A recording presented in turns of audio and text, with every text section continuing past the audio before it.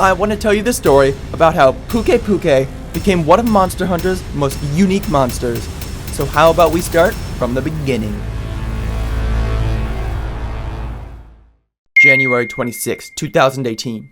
The release of Monster Hunter World and the beginning of a new era in the Monster Hunter franchise.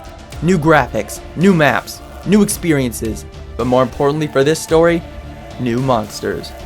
As you begin your first quests, you're tasked with slaying Jagras, Kestodon, Great Jagras, and a Kuliaku. But then we get to take it on.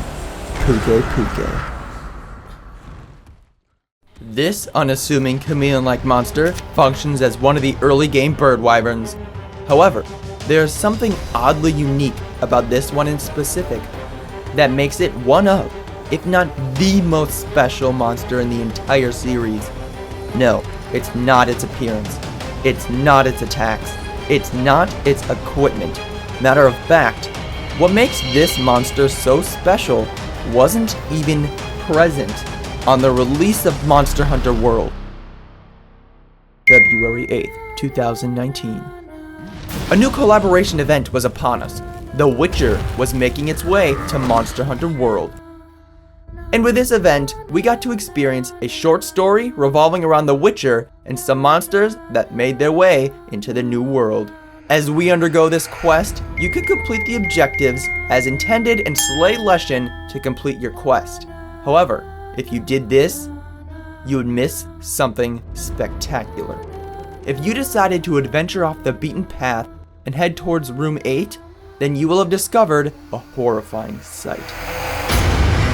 You see multiple Pukei Pukei that have been ruthlessly slaughtered as their dead bodies are tangled up in roots, as their tongues dangle from their deceased bodies. You decide to explore a bit further, despite the horrifying sight. And in the distance, you notice something. A Pukei Pukei, but this one, still alive. As you walk up to this Pukei Pukei, you are prompted with a side quest. Pukei Pukei in Peril. While this Pukei looks like it's on the verge of death, it is up to you whether you take pity on this poor creature and set it free, or leave it be, only to assume that it will perish.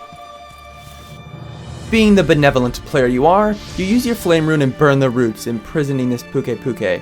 A cutscene commences where it breaks through the roots and flops on the ground, horribly wounded.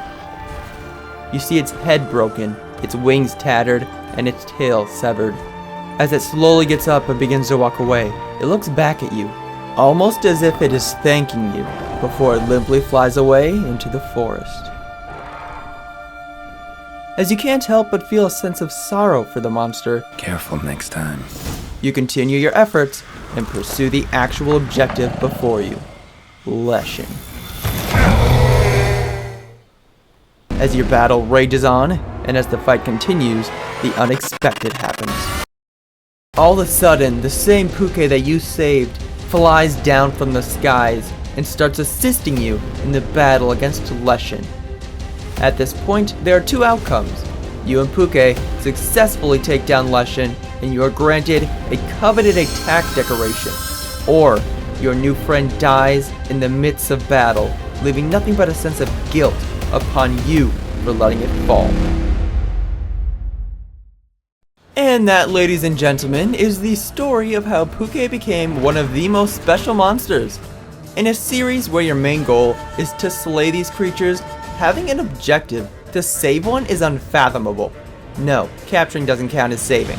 Better yet, it actually makes you feel some emotions towards this Pukei, as you feel a sense of sorrow or pity for this poor creature, as it is barely holding on for its dear life, while the roots slowly constrict it to death.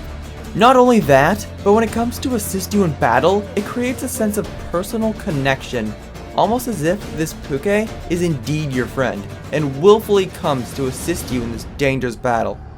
It was such a unique experience, and one that is hard to forget, as it definitely challenged you to see Pukei, and monsters in general, in a new light. How amazing is it that you saved this creature from dying just for it to come save you from dying, despite the fact that it was horribly wounded? It's just so heroic. And to truly top it all off, if you successfully killed Lushin while keeping Pukei alive, in the cutscene right before Geralt is about to head back to his own world, this Pukei shows up along with the Grimalkine. And as the Grimalkine hops off of Pukei and runs towards Geralt, it offers him a gift as a thank you for saving the Pukei.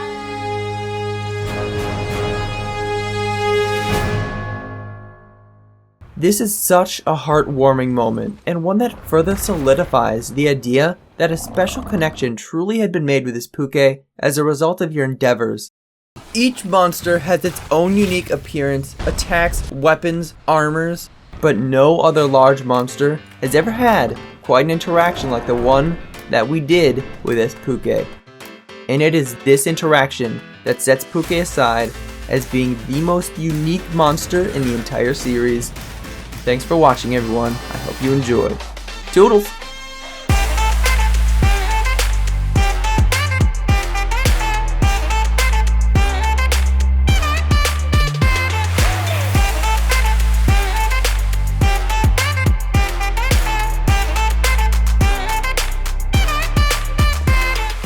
Pet goes better.